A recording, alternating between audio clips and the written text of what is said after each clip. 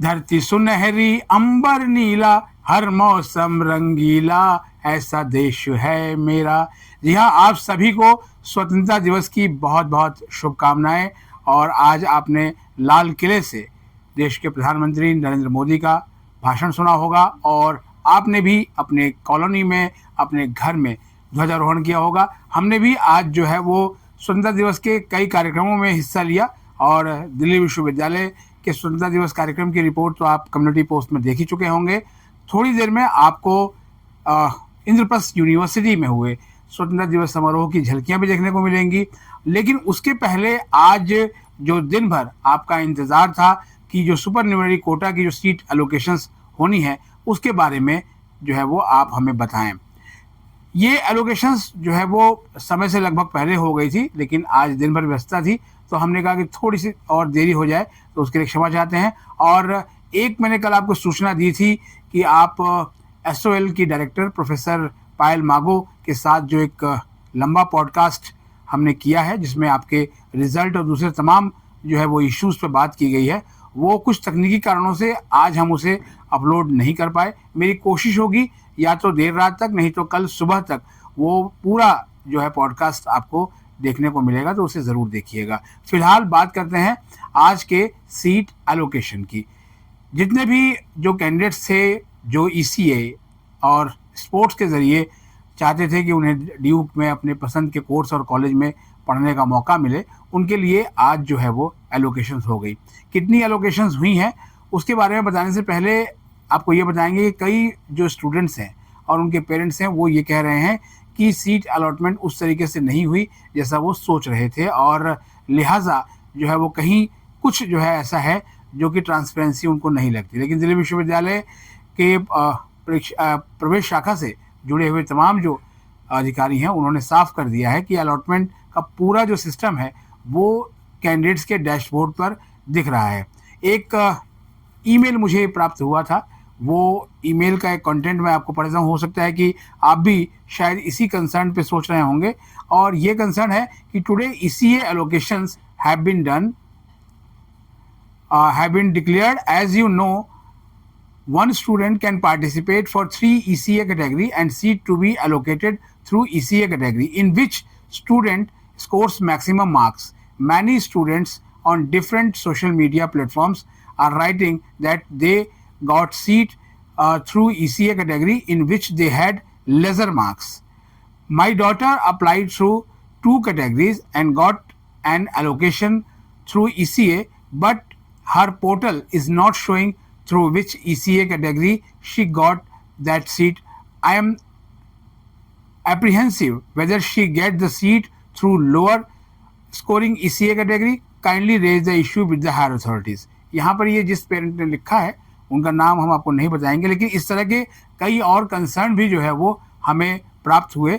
और स्पोर्ट्स को लेकर भी था कि स्पोर्ट्स में भी उनको जो है वो कुछ कैंडिडेट था कि उनको सीट नहीं मिल गई, और सीएसएम में उनके मार्क्स से कम मार्क्स वाले को जो है वो दूसरा कोर्स मिल गया उस बेटर कॉलेज में, जैसे कि उनकी नज़र में बेटर होता है, और उनको नहीं मिला। इस संबंध में जब हमने director sports professor Anil Kumar कलकल से बात की, तो उन्होंने कहा कि पूरा ट्रांसपेरेंट है सिस्टम, और कंप्लीटेड डैशबोर्ड पे ईच एंड एवरीथिंग के मार्क्स दिख रहे हैं, जो कॉमन स्पोर्ट्स मैट्रिक्स जो बनाया गया था, जिसको सीएसएम कहते हैं, तो वहाँ पर जाकर स्टूडेंट्स जो है वो अपनी एलोकेशंस को चेक कर सकते हैं।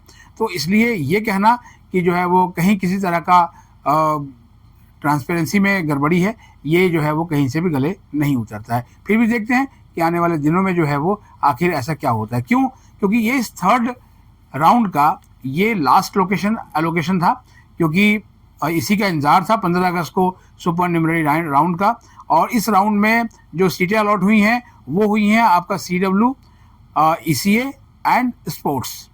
वार्ड कोटा का तो कल ही आ गया था, क्योंकि वो उसके भी एक दिन पहले आना था, बट वो लेट हो गया था 24 घंटे।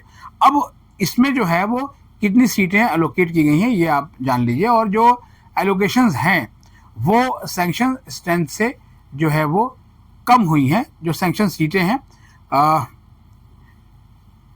CW में 3263 3263 सीटें अलॉट हुई हैं। इसी तरीके से ECA में 1091 सीट्स एलोकेट की गई हैं और जो स्पोर्ट्स कोटा है उसके तहत 1725 यानी 1725 सीट्स जो है वो एलोकेट की गई हैं।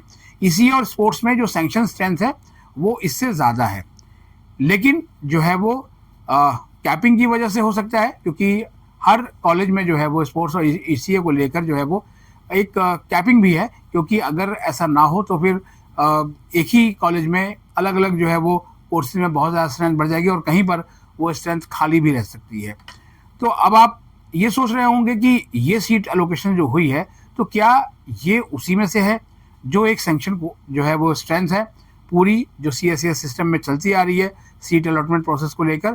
तो जैसा कि आपको एक वीडियो में हमने बताया भी था कि सुपर न्यूमररी कोटा की जो सीट्स होती हैं वो टोटल जो सीट्स से बिल्कुल अलग होती हैं, और इसीलिए जब ये डेटा रिलीज़ किया गया तो उसमें जो है वो जो लिखा है वो मैं आपके सामने पढ़ देता हूँ। वो बिल्कुल, these allocations are independent of all other CSAS rounds and doesn't reflect or impact the status of any candidate provisionally allocated or withdrawn in the earlier rounds। यानी कि जो पिछले राउंड्स में सीटें जो है वो एलोकेट की गई हैं उससे ये जो सीटें हैं वो बिल्कुल इंडिपेंडेंट हैं, यानी बिल्कुल अलग है। आज इंडिपेंडेंस डे है तो आप समझ भी सकते हैं कि बिल्कुल अलग, यानी कोई पिछले राउंड से इसका कोई लेना देना नहीं है। ये सीटें इंडिपेंडेंट अलॉट हुई हैं और प्रोविजनली चाहे किसी भी कैंडिडेट को जो भी हुआ हो पिछले राउंड्स में अलॉटमेंट, उसका इस पर कोई इम्पैक्ट नहीं है जो जहाँ तक राउंड्स की बात है। तो ये जो है राउंड है। अब इसमें सवाल आपका ये था, जैसे ही ये एलोकेशंस आई आपने व्हाट्सअप भेजने की झड़ी लगा दी और उसमें आपने ये लिखा कि सर आगे अपग्रेड होगा या नहीं होगा। देखिए, ये जो नोटिस को आप पढ़ लीजिए, ये राउंड 1 है, यानी कि जो ये सुपर न्यूमररी कोटा है तो राउंड 1 है, तो जाहिर बात है इसका राउंड 1 है तो इसका अगला राउंड भी होगा, और जब नेक्स्ट राउंड होगा तो उसमें आपको अपग्रेड का मौका तो मिलेगा ही मिलेगा। तो इसलिए जो है वो इसको लेकर बहुत अधिक चिंता की बात नहीं है कि इसमें अपग्रेड होगा कि नहीं। लेकिन यहाँ एक सलाह हम आपको देंगे कि आप सीट को एक्सेप्ट करने में जो है वो बिल्कुल भी गलती मत करिएगा, क्योंकि अगर आपने सीट यहाँ पर एक्सेप्ट नहीं की ECA या स्पोर्ट्स में तो आपको आगे जो है वो पोर्टल में इस कैटेगरी में आप आगे नहीं बढ़ पाएंगे। मतलब कहने का यह है कि जैसे नॉर्मल राउंड्स में था कि आपने अगर सीट एक्सेप्ट नहीं किया तो आप पोर्टल से बाहर हो जाएंगे, यहाँ अगर आपने यहाँ की सीट एक्सेप्ट नहीं की तो आप जो है वो आगे इसमें बढ़ेंगे। आपको अगर पहले से जो है वो सामान्य राउंड्स में सीटें अलोकेट है तो यहाँ जैसे ही आपने सीट एक्सेप्ट की तो उसके बाद जो है आपको दोनों में से कोई एक सीट रखनी पड़ेगी और उसी में फिर आप आगे बढ़ेंगे। आपने अगर इसको एक्सेप्ट कर लिया तो इसमें आगे बढ़ेंगे और वहाँ के, लेकिन वहाँ जो सामान्य राउंड्स में जो है वो अपग्रेड की गुंजाइश अब ना के बराबर है। तो इसलिए आपको हम यही कहेंगे कि अब आपको सीट मिली है, आपको बहुत बहुत शुभकामनाएं। स्वतंत्रता दिवस के दिन सीट मिली है तो इससे खुशी की बात जो है वो क्या होगी, और आपके लिए भी बिल्कुल वैसा ही चलेगा जैसा कि यूआर कैटेगरी में सामान्य जो नियम थे अभी तक कि आपका सीट एक्सेप्ट करेंगे, उसके बाद वेरिफिकेशन होगा और फिर आपका फी लिंक आएगा, तो वो वही है। एक बार मैं शेड्यूल आपको बता भी देता हूँ, क्योंकि आपका आज जैसे ही आपको सीट अलॉट हुई है उसके बाद जो है वो एक्सेप्ट करने का दौर शुरू हो गया है, और ये आप 17 तारीख तक जो है वो आप इसे एक्सेप्ट कर सकते हैं। उसके बाद 18 तारीख तक जो है वो कॉलेज वेरिफिकेशन करेंगे और 19 लास्ट डेट है। लेकिन जो प्रक्रिया जिस हिसाब से चल रही है दिल्ली विश्वविद्यालय में इस समय, तो ये जो एडमिशन्स हैं वो बहुत जल्दी हो जाएंगे, यानी कि जो डेज लिखे हुए हैं उससे पहले हो जाएंगे। और जो अभी पिछले दिनों 13 को अलॉटमेंट आई थी उसमें तो बहुत सारे बच्चे जो है वो फीस वगैरह भी जमा करके जो है वो अपना एडमिशन सुनिश्चित कर चुके हैं। तो फिलहाल आपको आज के लिए बहुत बहुत बधाई, और आप जो है वो ड्यू का हिस्सा बने। जिनको पहली बार आज इसमें सीट मिली है और उसके पहले उनके पास कोई सीट नहीं है तो उनको तो हम यही कहेंगे कि आपके लिए जो है वो आज का ये स्वतंत्रता दिवस खुशियाँ लेके आया है। हमारे चैनल पर नए हैं तो चैनल को सब्सक्राइब कर लें, और इससे जुड़े हुए जितने भी सवाल हैं वो आप कमेंट बॉक्स में ज़रूर लिख दें, और किनको कहाँ किस कॉलेज में सीट मिली है वो भी ज़रूर बताएं। मिलते हैं एक और एपिसोड के साथ, तब तक के लिए नमस्कार।